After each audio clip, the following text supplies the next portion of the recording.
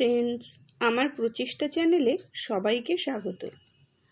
আজকে এই যে ফেব্রুয়ারি মাসের মাঝামাঝি সময়ে আমার বাগানে কি কি ফুল ফুটছে আর গরমের শুরুর সাথে সাথে কোন কোন গাছগুলো ডরমেন্সি থেকে বেরিয়ে পড়েছে সেগুলো তো দেখাবই, তার সাথে সাথে কিছু ফল গাছও আপনাদের সঙ্গে দেখাবো।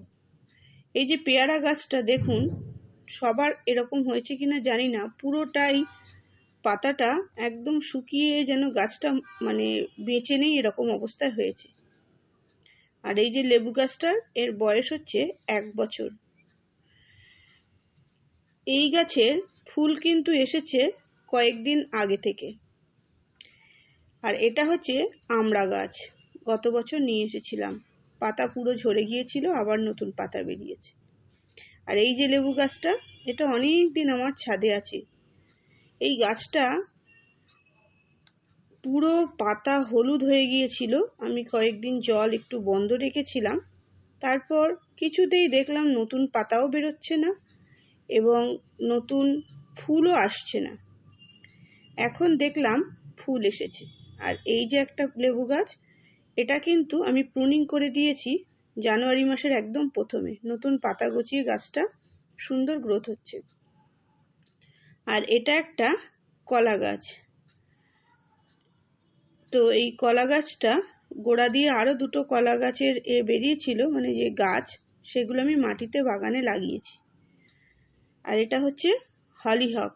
এটা শীতের একটা ফুল, যেটা ফেব্রুয়ারি, মার্চ, এপ্রিল পর্যন্ত ছাদে থাকে। আর এটা চেরি গোল্ড, খুব সুন্দর ফুল, কাটিং থেকে ভালোই চারা হয়। এটা দেখুন একটা সর্ষে গাছ, কত লম্বা হয়েছে।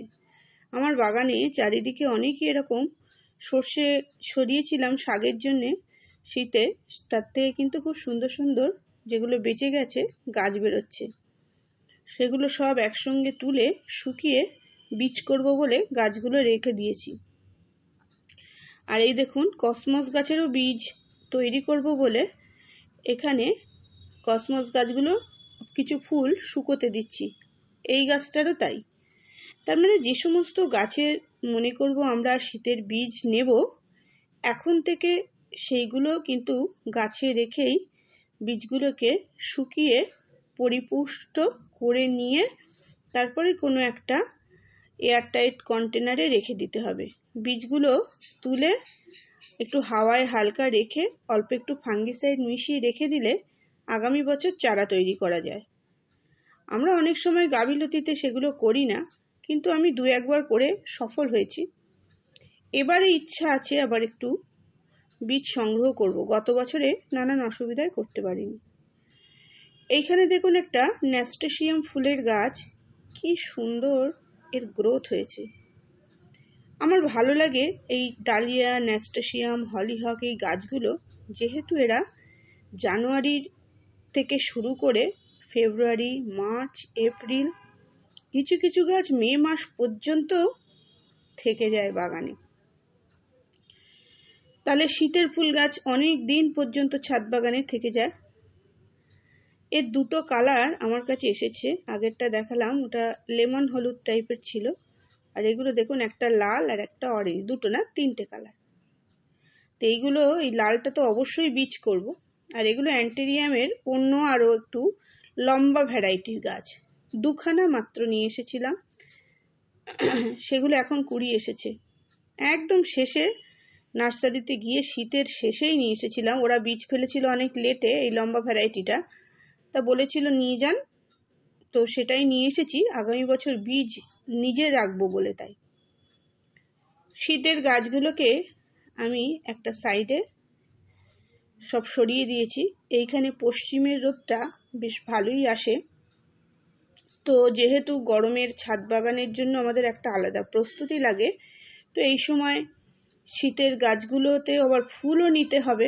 যেহেতু এত কষ্ট করে লাগিয়ে রেখেছি গাছগুলো, যতটা এর ফুল নেওয়া যায়, সেই জন্য সেগুলোকে একটা সাইডে রেখেছি। কেন, ওগুলোতে প্রতিদিন জল দিতে হবে। আর আদার্স যে পার্মানেন্ট গাছ, সেগুলো সবসময় প্রতিদিন জল দেওয়া লাগবে না, বুঝে জল দিতে হবে। এই কর্নারটা তৈরি করেছি, এখানে কিছু কোলিয়াস, তারপর নয়নতারা হাইব্রিড, এইগুলো রেখে এই পার্টিশনটা করে দিয়েছি। দিয়ে এইদিকে রেখেছি সবজি গাছ, আর এই সাইডটা দেখুন ফুল গাছ। এখানে গোলাপগুলো রেখেছি। এবারে আমি অনেকগুলো গোলাপ নিয়ে এসেছি। এগুলো প্রত্যেকটা যা দেখছেন এই বছর আনা প্রথম গোলাপ। আমি 7খানা গোলাপ গাছ নিয়ে এসেছি। হ্যাঁ, তো সেইগুলোতে ফুল খুব একটা বেশি নেব না, গাছগুলোর গ্রোথ করব।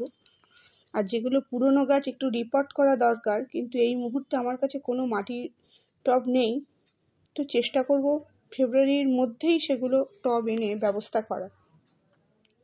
আর এই যে মিলি ফুলগুলো কি সুন্দর ফুটছে, মানে শীতের বাগান ওদিকে শেষ হচ্ছে আর গরম শুরু হওয়ার পুরো কি বলবো প্রস্তুতি যেন শুরু করে দিয়েছে এই মিলি গাছগুলো।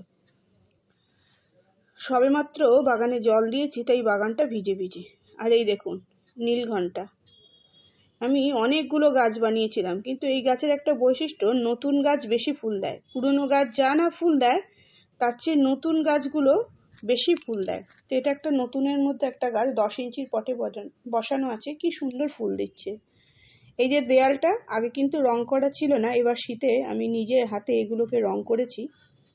করে এইখানে কিছু, যেহেতু পূব দিকে রোদ আসে সেই জন্য এই জায়গায় এই গাছগুলো রেখেছি। আর এই যে চন্দ্রমল্লিকাগুলো সব দ্বিতীয়বার ফুল এসেছে। বলেছিলাম না আমার চন্দ্রমল্লিকাগুলো আমি দ্বিতীয়বার ফুল নেওয়ার চেষ্টা করব, তো এবারে কিন্তু তাই করেছিলাম।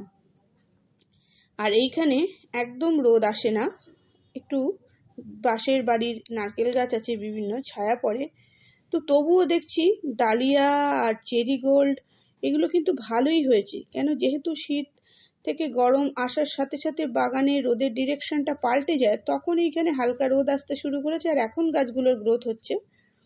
তার মানে এগুলো একটু গরম বেশি পড়লেও হালকা রোদে এখানে কিছু কিছু ফুল হয়তো পাওয়া যাবে।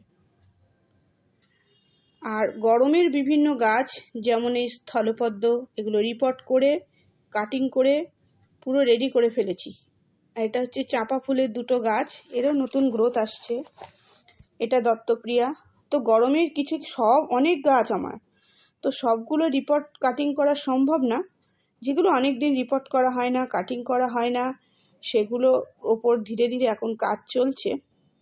এখানে করবী গাছ আমি 3খানা করবী গাছ রিপোর্ট করে ফেলেছি। কাটিং আর রিপোর্ট কিন্তু আমি একসাথে করিনি, কাটিং আমি করেছি জানুয়ারির শুরুতে, তারপরে গ্রোথ নেওয়া আরম্ভ হয়েছে এই ফেব্রুয়ারির মিডিলে গিয়ে আমি এদের রিপোর্ট করছি ধীরে ধীরে।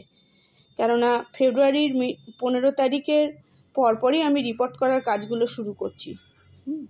এইখানে আছে একটা পঞ্চজবা।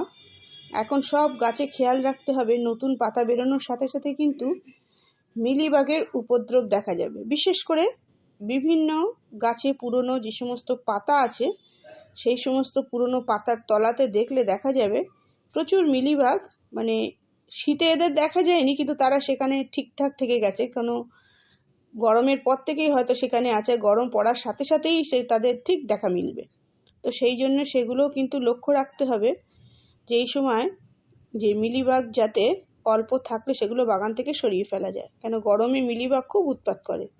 এই আর একটা নীলঘণ্টার গাছ, এতেও কুড়ি হচ্ছে, ফুল হচ্ছে। এটা একটা ডোয়ার্ফ ভ্যারাইটির গাছ, করবী ফুলের গাছ। নাকচম্পা গাছটা আমি অনেক দিন আগেই প্রুনিং করেছি, এটা কিন্তু রিপোর্ট করব, কিন্তু এখনো করা হয়নি। আর এটা এই যে দেবকাঞ্চন বা লাল কাঞ্চন, অনেকে অনেক রকম বলে থাকে। এই গাছটা গত বছর নিয়ে এসেছিলাম, প্রুনিং করে করে সুন্দর করে গাছটাকে রেখেছিলাম।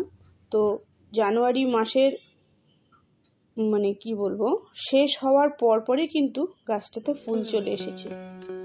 এইভাবে আমি এখন ফেব্রুয়ারি মাসে গরমের শুরু আর শীতের শেষে ধীরে ধীরে বাগানকে প্রস্তুত করছি। আপনারাও সেটা শুরু করে দিন।